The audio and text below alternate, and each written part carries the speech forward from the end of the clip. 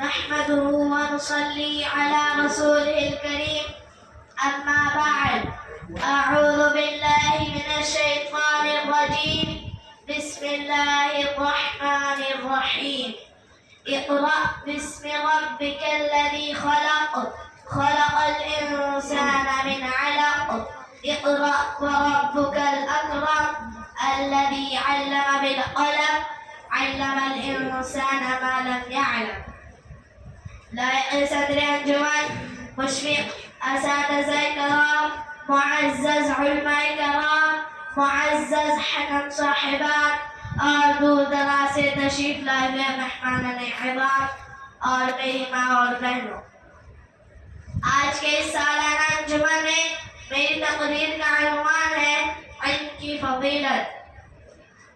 شاعر کہتا ہے، حیرت ہے تعلیم و ترقی میں ہے پیچھے، حیرت ہے تعلیم و ترقی میں ہے پیچھے، جس قوم کا آغاز اقرا سے ہوا تھا. سامعین کرام، ابھی آپ کے سامنے جو آیت کریمہ پڑھی گئی، یہی وہ پہلی وحی ہے جو محمد صلی اللہ علیہ وسلم پر اس وقت نازل ہوئی جب آپ غار حرا میں عبادت میں مصروف تھے کہ اچانک جبریل علیہ السلام آپ کے پاس آئے اور کہنے لگے، اے محمد پڑھیے. آپ صلی اللہ علیہ وسلم نے فرمایا، میں تو پڑھا ہوا نہیں ہوں. جبریل علیہ السلام نے آپ صلی اللہ علیہ وسلم کو زور سے بیچا اور کہا، پڑھیے. آپ صلی اللہ علیہ وسلم نے پھر وہی کہا، میں پڑھا ہوا نہیں ہوں. اس طرح 3 مرتبہ جبریل علیہ السلام نے آپ صلی اللہ علیہ وسلم کو زور سے بیچا اور کہا، اقرأ باسم ربک الذی خلق، پڑھیے اپنے رب کے نام سے جس نے پیدا کیا. خلق الانسان من علق، جس نے انسانوں کو خون کے لوتھڑے سے پیدا کیا. اقرأ وربک الاکرم، پڑھتے رہیے اور آپ کا رب بڑے کرم والا ہے. الذی علم بالقلم، جس نے قلم کے ذریعے علم سکھایا. علم الانسان ما لم يعلم، جس نے انسان کو وہ سکھایا جسے وہ نہیں جانتا تھا. ان آیت کریمہ میں علم حاصل کرنے کے لیے آپ صلی اللہ علیہ وسلم کو تاکید کے ساتھ حکم دیا گیا ہے. ساتھ ہی علم حاصل کرنے کے آداب بھی بتا دیے گئے اور قلم کی ضرورت اور اہمیت بھی بتا دی گئی جس کے استعمال سے انسان علم میں کامیابی حاصل کرتا ہے.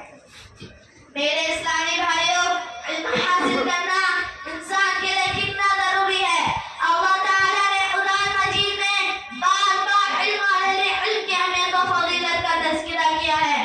جیسا کہ مقام پر اللہ رب العالمین فرماتا ہے، قل هل يستوي الذين يعلمون والذين لا يعلمون. اے نبی صلی اللہ علیہ وسلم کہہ دیجئے، کیا علم اور علم برابر ہو سکتے ہیں؟ اس آیت کریمہ سے معلوم ہوا کہ عالم اور غیر عالم کبھی بھی برابر نہیں ہو سکتے. سورہ زمر آیت نمبر 9. قرآن مجید کے علاوہ احادیث میں بھی علم اور علم کی اہمیت و فضیلت کا تذکرہ بار بار ہوا ہے.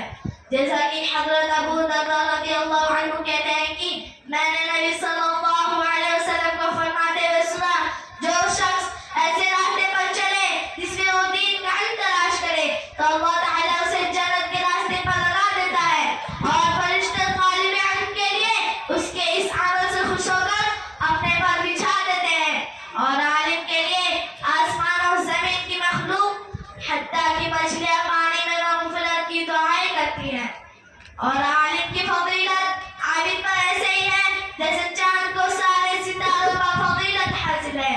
اور علماء انبیاء کے والد ہیں اور انبیاء اپنے ورثے میں دینار اور درہم نہیں چھوڑتے، وہ تو دین کا علم ہی ورثے میں چھوڑ کر جاتے ہیں.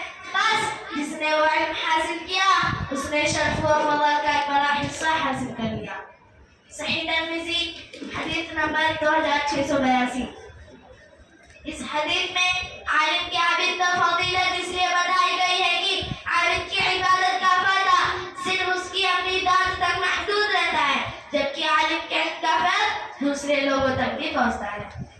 میرے اسلامی بھائیوں، ہمیں چاہیے کہ زیادہ سے زیادہ علم حاصل کریں